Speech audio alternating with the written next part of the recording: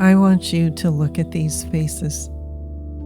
These faces matter as much now as they always have. Because some were taken by the evil that walks amongst us every day. And some were betrayed by the men sworn to protect them. And still more had their lives torn apart in a desperate attempt to restore order and justice. This story is disturbing, not just because lives were lost, but because faith in the system was also lost. And in so doing, these faces have slowly drifted into obscurity. But this is Eye on Justice, and we refuse to forget them.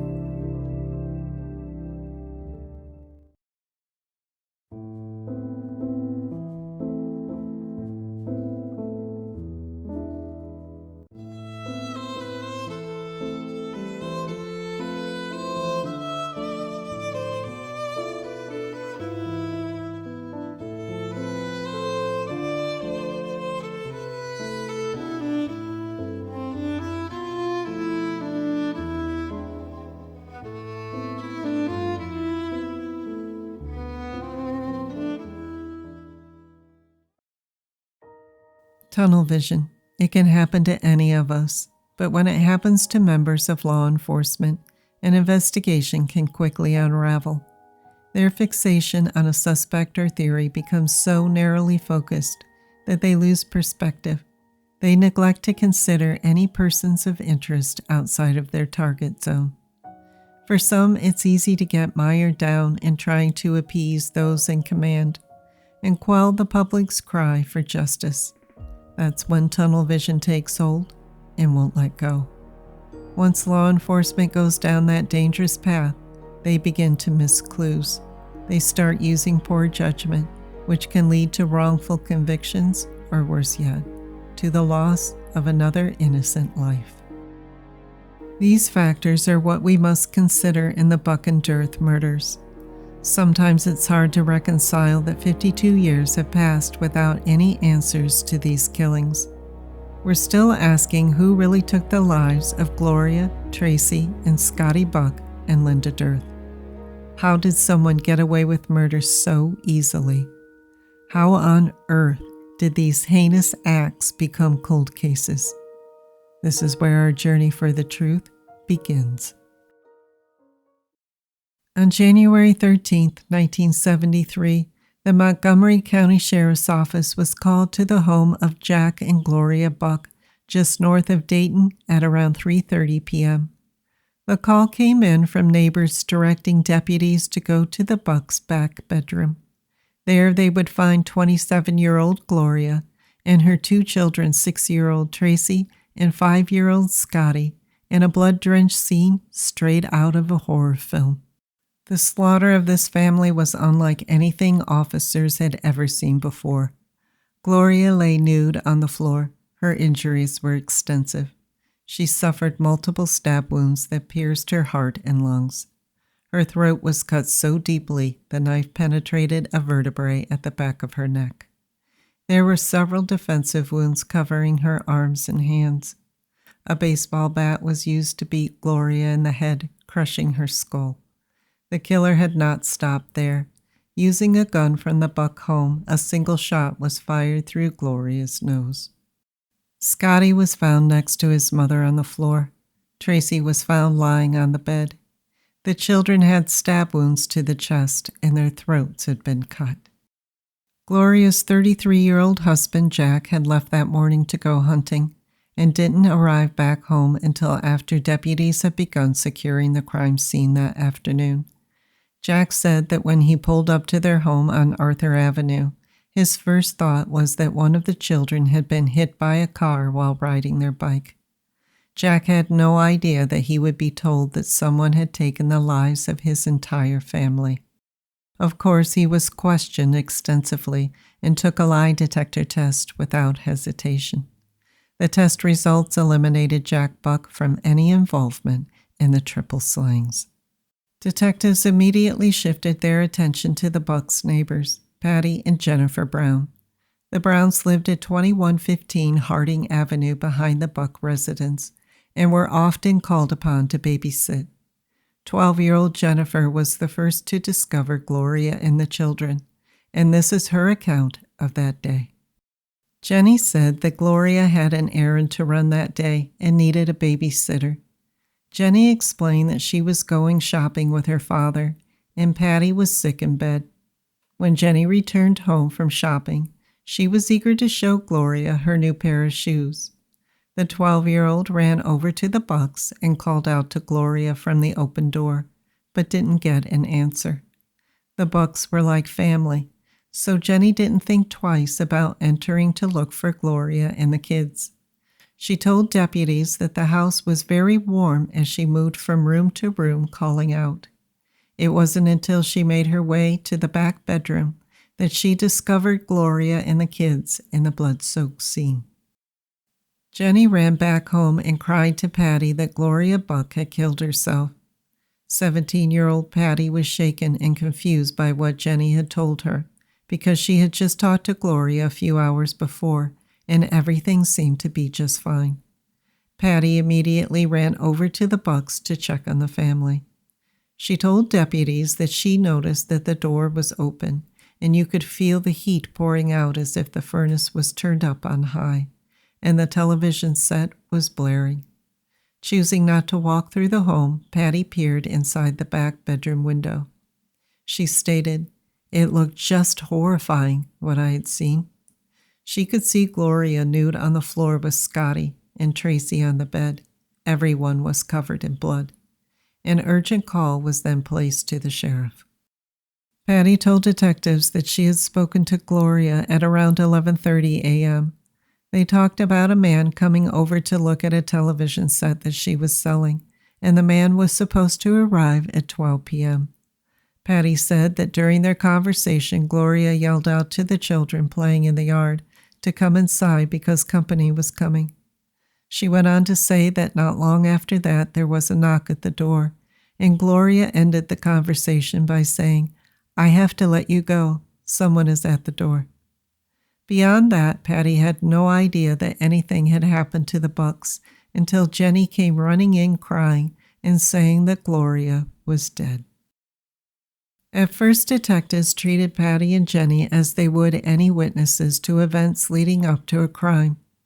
They were friendly in their approach and took on the persona of a favorite uncle in order to make the girls comfortable so that they could glean as much information as possible. Then things turned ugly when detectives learned that Patty gave an interview to a reporter detailing everything that she had seen inside the Bucks' home. Now that the true story of the horror had been made public, any efforts that they had made to downplay the situation just evaporated. In a shocking move, sheriff's deputies quickly moved in to arrest Patty just 9 days after the murders. The nice, sweet uncle approach was shelved, and off came the kid gloves. Patty was questioned without an attorney present. The Browns' home was illegally searched, and articles belonging to Patty were seized. Patty stated that officers were relentless during their interrogation of her. They questioned her for hours without a break.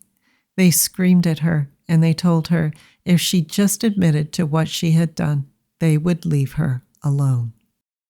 To make matters worse, it was a known fact that Patty had a learning disability, and yet they continued to increase pressure to get the results that they needed. But Patty continued to stick to her original story. She never wavered when delivering the details of that day, even when she was told that they had witnesses and evidence against her. At one point, Patty was given 2 pieces of bread and a slice of bologna, and told that this is what she would be eating for the rest of her life if she didn't tell the truth. Patty became frightened, and her nerves were frayed. She just wanted to go home. In a desperate attempt to return to her family, she agreed to take a lie detector test.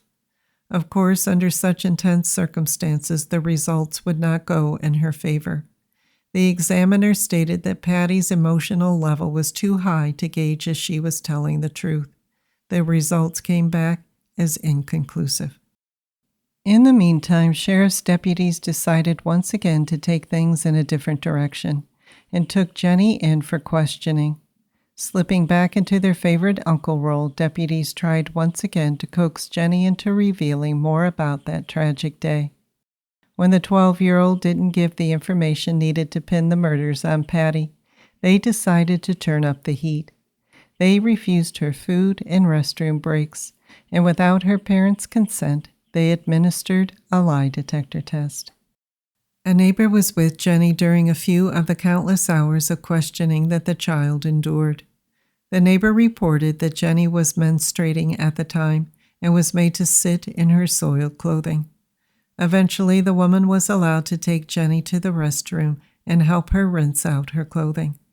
There weren't any sanitary napkins available, so Jenny had to put her wet clothing back on and sit for several more hours until deputies were finished. When Detective Sergeant James Waldron was asked why he allowed this to happen, he said that he noticed that the girl had tied her coat around her waist, but she didn't complain, so they finished with their interrogation. As the hours began to tick by, Jenny started to weaken. Waldron said that the 12-year-old eventually signed a statement that had been written up implicating her sister Patty in the killings. The statement read that Patty had asked Jenny if she could keep a secret, and then went on to confess that she killed the Bucks because Gloria owed her money for babysitting. Waldron said that Jenny kept these facts to herself because she was too afraid to tell. Patty was then formally charged with the Buck murders. In total, she spent 12 days in the county jail, 20 days at a juvenile diagnostic center in Columbus, and then came back to a juvenile detention center to wait for trial. The sheriff's department and the county prosecutor were feeling pretty confident that they had what they needed to send Patty to prison for the Buck murders. And as she sat awaiting her fate, another terrible tragedy occurred, one that would turn this case upside down. Just 12 days and 13 miles from the Buck murder scene, the life of 13-year-old Linda Dearth was taken on January 25th. The Dearth family lived at 312 Diamond Mill Road, near Brookville in a rural suburb of Dayton. School had been canceled that day because of the death of former President Lyndon B. Johnson. Linda's parents, Betty and Dwayne, went to work that morning, and her 17-year-old brother Robert left at 9:15 to go do some chores for their grandparents and then stop to see a friend. A few hours later, Robert arrived back home and parked in the garage. After tinkering with a few things on his truck, the time was now 11:45 a.m., and he decided to go inside. Robert noticed that the door leading into the house was partially open and thought that was strange. He called out to Linda, but there was no reply. Then Robert swore he heard a sound coming from the living room and quickly went in to check on things. To his shock and horror, Robert found Linda nude and covered in blood. Her body lay halfway on the sofa and part of the way on the floor. Her face appeared to be badly beaten.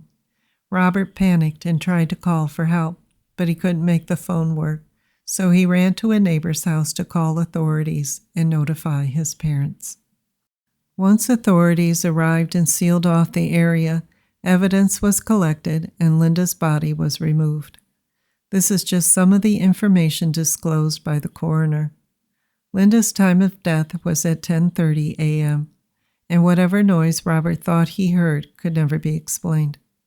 The 13-year-old had been raped and severely beaten.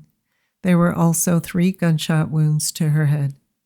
It was also noted from deputies at the scene that the killer had put the family's Dalmatian in the basement after kicking it in the stomach. A muddy footprint could still be seen at the point of impact. The killer's MO was eerily similar to that of the Bucks. There was no forced entry, and nothing appeared to be missing from the Dearth home. The sheer brutality of the killing suggested that they were looking for the same person. This was confirmed when the ballistics report came back proving that the same .22 caliber Ruger handgun had been used in the commission of both crimes. The county prosecutor should have immediately notified Patty Brown's defense about the ballistics report. Instead, they sat on the information and moved forward with their intent to pin the Buck murders on Patty. When Sheriff Bernard Keeter was asked for an explanation of why the murders were kept separate, he stated that it was their theory that after the Bucks were murdered, Patty hid the gun and another killer came along and found it and used it to kill Linda Dearth. Theoretically, Keeter's scenario was possible, but highly improbable. Murder weapons hidden or disposed of are rarely ever found. Unaware of the new evidence, Patty's defense team moved to discredit the results from her original lie detector test. Sodium pentothal was administered, and one more lie detector test was given. This time the results went in Patty's favor. The 17-year-old basically told the same story that she had from the beginning, and the results showed no deception. Patty's attorney, Richard Dodge, stated that the prosecution ignored the test results and continued to use his client as a scapegoat.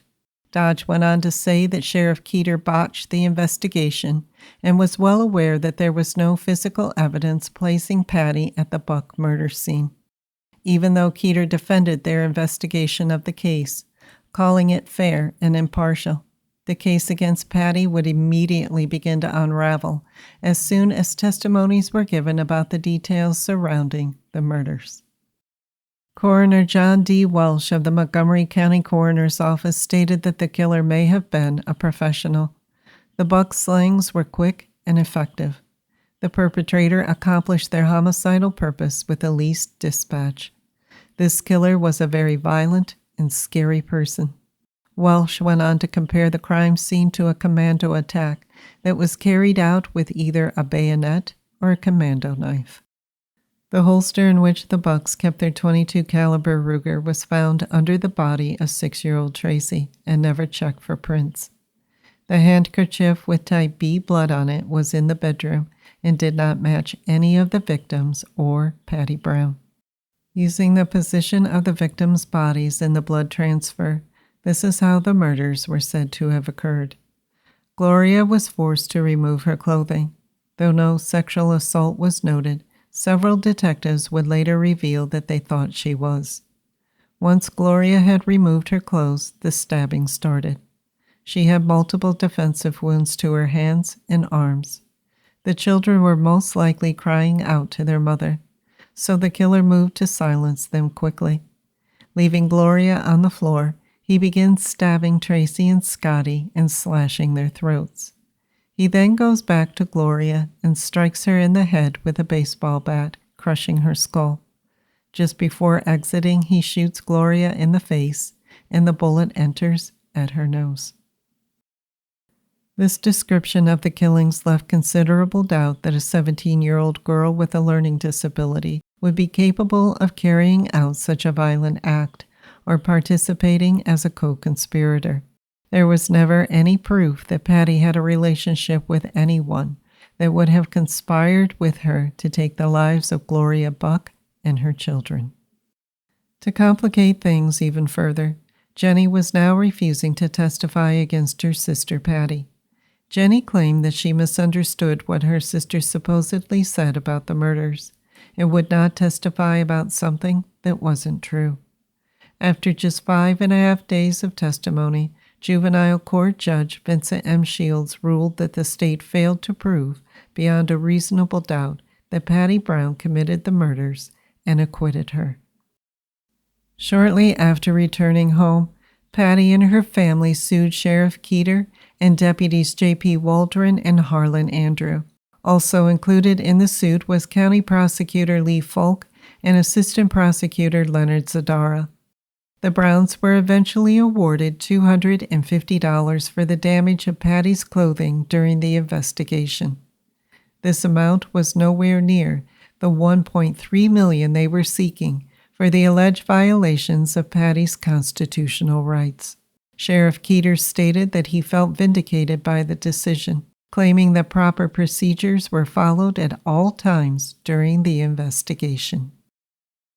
Now that Patty Brown had been acquitted, Where exactly did that leave the investigation into the Buck and Dearth murders? There were at least 4 other persons of interest that were never seriously followed up on until after Patty had been acquitted. After a thorough investigation, Sheriff Keeter concluded that there wasn't enough evidence to charge any of the men.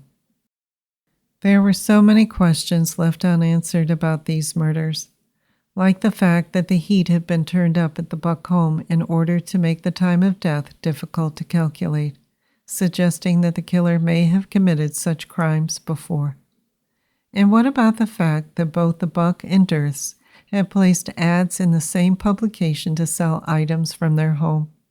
A $40 television at the Bucks and a $475 1966 Chevy Impala at the Dearths. Did the fact that there was no forced entry imply that the killer may have posed as a buyer to gain access to his victims? Of course, we can't forget about the sexually related component in both crimes.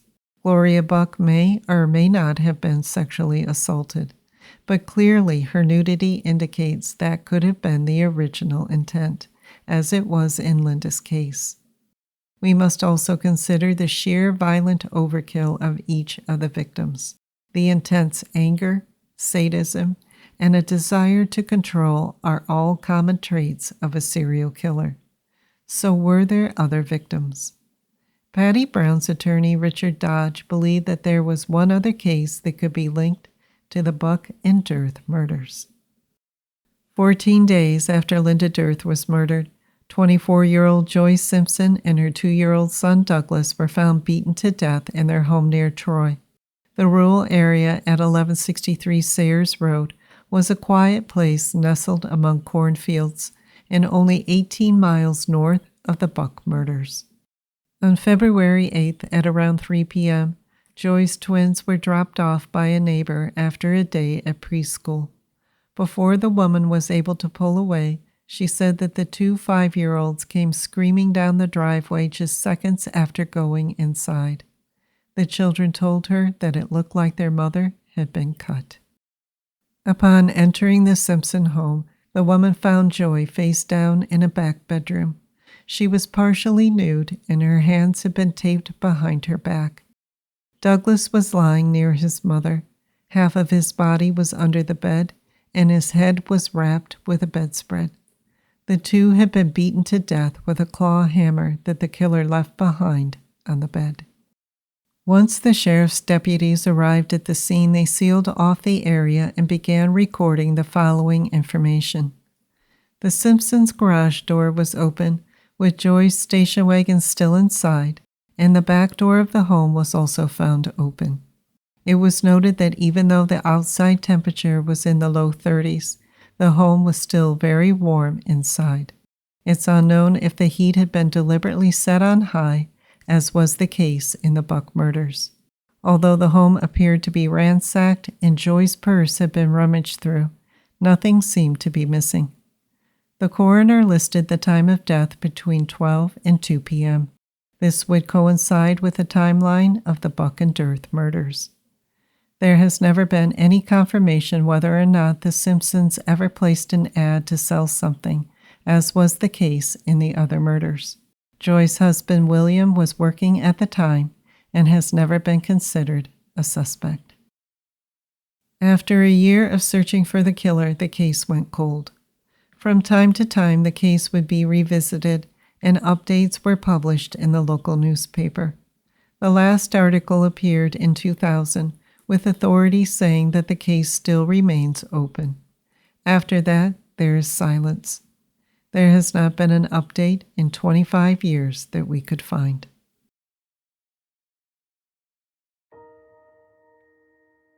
Authorities have stated that they've done their due diligence in all of these murders. They have interviewed hundreds of people, followed up on every lead, and periodically work with the remaining evidence in an effort to retrieve any DNA that might lead them to the killer. They are now asking the public to reach out with any further information that could help get these cases solved. Let's take one more look at the victims. 27-year-old Gloria Buck was a loving wife and mother. Her life was viciously taken in front of her 2 small children. 6-year-old Tracy was in 1st grade, and her 5-year-old brother Scotty was in kindergarten. After witnessing the slaughter of their mother, their lives were also ended on January 13, 1973. 13-year-old Linda Dearth was kind, generous, active in her church group, and loved tap dancing and playing the clarinet.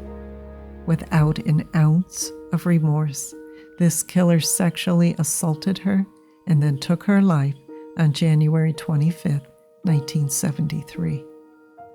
24-year-old Joyce Simpson and her 2-year-old son Douglas were enjoying a quiet afternoon at home on February 8, 1973. They thought they were safe. They never imagined that someone would invade their home and beat them to death. If you have any information concerning these murders, please contact the Montgomery County Sheriff's Office at 937-225-4357.